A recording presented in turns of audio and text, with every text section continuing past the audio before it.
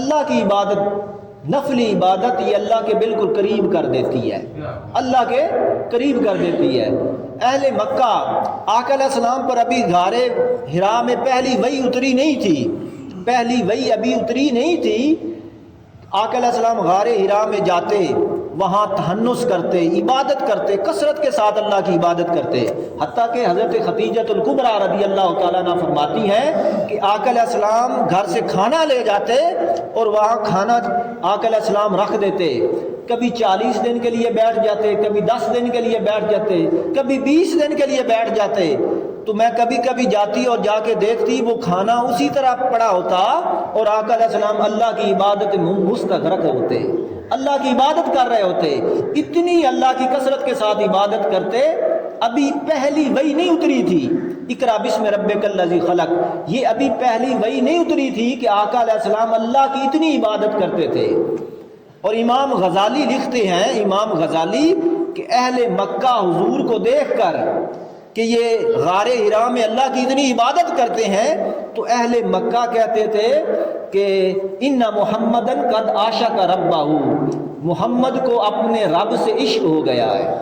یعنی اتنی اللہ کی عبادت کرتے آقا علیہ السلام، پہلی وحی سے بھی پہلے اتنی عبادت کرتے کہ مشرکین کہتے کہ محمد کو اپنے رب سے عشق ہو گیا ہے۔ اسی طرح جب عشق ہو جائے نا، اللہ سے عشق ہو جائے تو پھر اس کا مزہ ایک الگ ہی ہوتا ہے۔ حدیث پاک میں ایک صحابی تھے، آقا علیہ السلام نے انہیں امیر بنا کے بھیجا، امیر بنا کے بھیجا، کہیں کسی جماعت کا امیر بنا کے بھیجا۔ وہ جب گئے تو وہاں ان لوگوں کو جماعت کرواتے، تو جب بھی سورت پڑھتے، جماعت کرواتے، جب بھی سورت پڑھتے تو سورت اخلاص پڑھتے تھے، قل هو اللہ احد، یہ سورت پڑھتے تھے جب بھی نماز پڑھاتے۔ صحابہ کرام جب واپس آئے تو آقا علیہ السلام کی بارگاہ میں انہوں نے شکایت کی کہ یا رسول اللہ، یہ جب بھی نماز پڑھاتا تھا قل هو اللہ احد ہی پڑھتا تھا اور کوئی سورت پڑھتا ہی نہیں تھا، یا رسول اللہ اس سے پوچھ لیں۔ تو آقا علیہ السلام نے فرمایا، حضور جانتے تھے کہ یہ کیوں ایسا کرتا ہے، حضور نے فرمایا جا کے تم خود ہی اس سے پوچھ لو کہ وہ ایسا کیوں کرتا رہا ہے، ایسا کیوں کرتا تھا۔ تو صحابہ نے جا کے پوچھا کہ حضور پوچھ رہے ہیں، آقا علیہ السلام پوچھ رہے ہیں کہ تم قل هو اللہ احد ہی کیوں پڑھتے تھے۔ تو اس نے کہا کہ تم دیکھتے نہیں ہو اس میں میرے محبوب کی صفتیں ہیں، اس صورت میں کہ وہ اکیلا ہے، قل هو اللہ احد، وہ اکیلا ہے، وہ نویکلا ہے، اس جیسا کوئی نہیں ہے، اس سے نہ کوئی جنا ہے نہ اس نے کسی کو جنا ہے، وہ نویکلا ہے، تو اس میں میرے مولا کی صفتیں ہیں، تو اس وجہ سے میں پڑھتا ہوں۔ تو جب اللہ سے بندے کو محبت ہو جاتی ہے تو اس کا انداز بیان، اس کی زندگی کا انداز بدل جاتا ہے، تو ذکر کرنے والے بن جائے، ذکر کی مجلسیں اختیار کریں، ذکر کی مجلسیں اختیار کریں، ایکسٹرا عبادت، نفلی عبادت کے ذریعے اللہ کا قرب حاصل کریں۔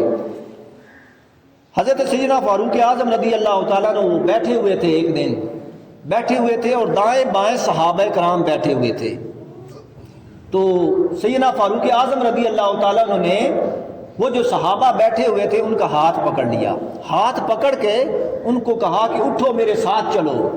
تو صحابہ نے عرض کیا کہ امیر المومنین ہم کہاں جائیں، کدھر چلیں؟ آپ نے فرمایا کہ او ایمان بڑھائیں، او ایمان بڑھائیں۔ انہوں نے کہا، اب وہ سارے ایمان پر تھے، انہوں نے کہا کہ امیر المومنین اب کہاں جانا ہے ایمان بڑھانے کے لیے، کہاں جانا ہے؟ فرمایا کہ او اللہ کا ذکر کرتے ہیں، او اللہ کا ذکر کرتے ہیں، مل کر بیٹھتے ہیں، مل کر بیٹھیں گے، سارے مل کر بیٹھیں گے اور اللہ کا ذکر کریں گے اجتماعی طور پر، اس سے ایمان بڑھ جائے گا، اس سے کیا ہوگا؟ ایمان بڑھ جائے گا۔ تو دیکھیں صحابہ کرام، اس سے ایک بات تو یہ ثابت ہوئی کہ صحابہ کرام بھی ایک دوسرے کو جمع کرتے تھے کہ او مل کر بیٹھیں اور اللہ کا ذکر کریں، اللہ کی حمد و ثنا کریں، اس کی تسبیح بیان کریں۔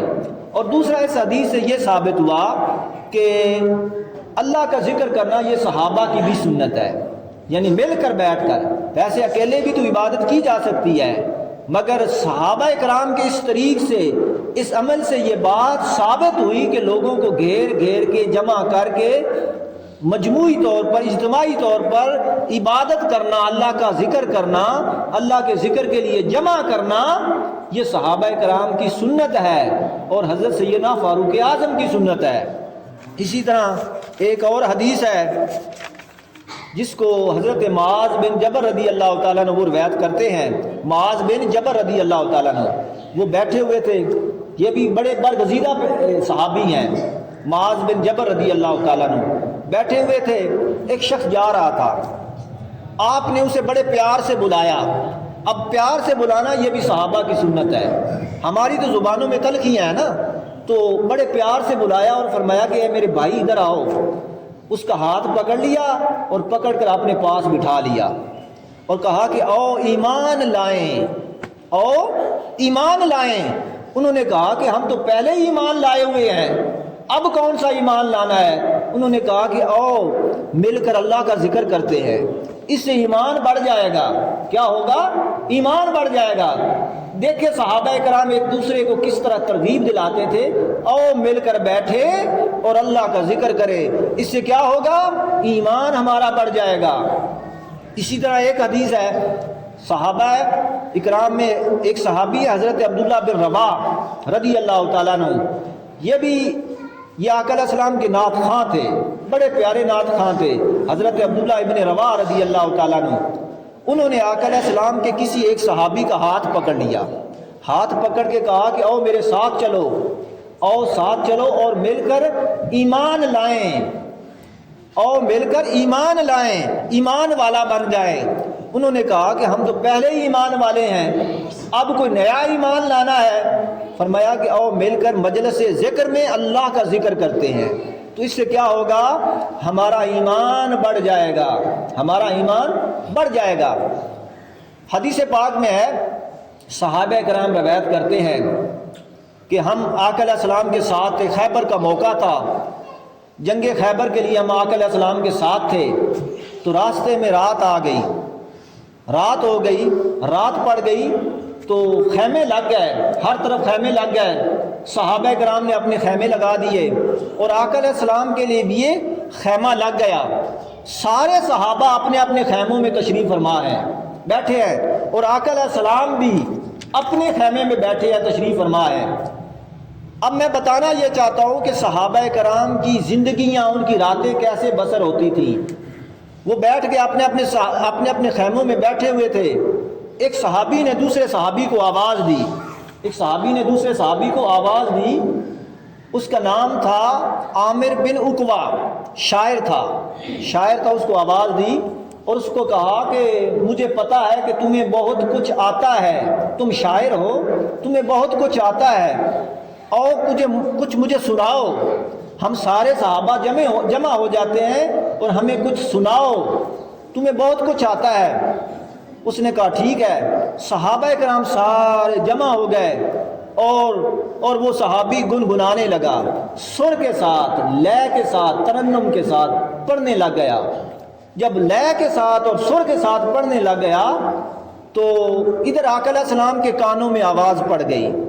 آقا علیہ السلام نے اپنے حجرے میں، اپنے خیمے میں جب یہ آواز سنی تو آقا علیہ السلام نے آپ باہر نکل آئے اور باہر آ کے میرے آقا نے پوچھا کہ یہ کون ہے جو ترنم کے ساتھ اور لے کے ساتھ اور سر کے ساتھ پڑھ رہا ہے؟ تو صحابہ کرام نے بتایا کہ یا رسول اللہ یہ عامر بن عقبہ ہے۔ آقا علیہ السلام نے فرمایا کہ جاؤ اسے خبر سنا دو، اسے جا کے خبر سنا دو، خوشخبری سنا دو کہ اللہ رب العزت نے تمہارے اوپر رحم کر دیا، اللہ نے تمہارے اوپر رحم فرما دیا۔ تو اس سے پتہ چلا یہ جو ہم جمعہ کی نماز کے بعد صلاۃ و سلام پڑھتے ہیں کھڑے ہو کر، تو یہ سارا مل کر ذکر کرنا یہ آقا علیہ السلام کے صحابہ کی سنت ہے، مل کر ذکر کرنا۔ ہاں اسی طرح حضرت سیدنا فاروق اعظم، آخری بات کرتا ہوں، سیدنا فاروق اعظم رضی اللہ تعالیٰ عنہ، ان کا زمانہ ہے، ایک امام تھا، مسجد کا ایک امام تھا اور وہ نماز پڑھانے کے بعد مسجد کے اندر گنگنا رہا تھا۔ تو صحابہ نے دیکھا، انہوں نے آ کر شکایت کی کہ اے امیر المومنین، وہ جو امام ہے وہ مسجد کے اندر گنگنا رہا ہے، تو لہٰذا آپ اس کی خبر لیں۔ آپ اس کے پاس گئے اور پوچھا کہ تم یہ کیا کر رہے تھے مسجد کے اندر گنگنا رہے ہو، مسجد اللہ کا گھر ہے اور یہاں تم گا رہے ہو؟ تو انہوں نے کہا کہ اے امیر المومنین میں تو اپنا رانجھا راضی کر رہا تھا، میں تو اپنا مولا یاد کر رہا۔ حدیث میں آتے اعوذ بہا نفسی، میں اپنا رانجھا راضی کر رہا تھا، یعنی اپنے مولا کے اس کا کلام پڑھ رہا تھا، اپنے ایک لے کے ساتھ ایک سر کے ساتھ پڑھ رہا تھا۔ تو سیدنا فاروق اعظم نے فرمایا کہ اچھا پھر پڑھو، اگر تمہارا کلام اچھا ہوا تو میں بھی تمہارے ساتھ مل کے پڑھوں گا، اگر تمہارا کلام اچھا ہوا تو میں بھی تمہارے ساتھ مل کے پڑھوں گا، اور اگر کلام اچھا نہ ہوا تو تمہیں روک دوں گا۔ تو کیا ہوا؟ اس نے پھر پڑھا۔ حضرت سیدنا فاروق اعظم جھوم اٹھے، حدیث پاک میں آتا ہے فاروق اعظم جھوم اٹھے اور مل کر ان کے ساتھ پڑھنے لگ گئے، لے کے ساتھ، ترنم کے ساتھ اور سر کے ساتھ پڑھنے لگ گئے۔ تو یہ سر کے ساتھ ہم جو نعتیں پڑھتے ہیں یہ بھی صحابہ کرام کی سنت ہے۔ تو اللہ کے ذکر کی طرف آ جاؤ، فرمایا کہ الصلاۃ لذکری، نماز جو ہے یہ میرا ذکر ہے، تو نماز پڑھا کریں، اللہ کا ذکر ہے، اور ایکسٹرا نفلی عبادت کے ذریعے اللہ کا قرب حاصل کریں۔ اللہ سے دعا ہے اللہ تعالیٰ عمل کرنے کی توفیق عطا فرمائے۔ وما علینا الا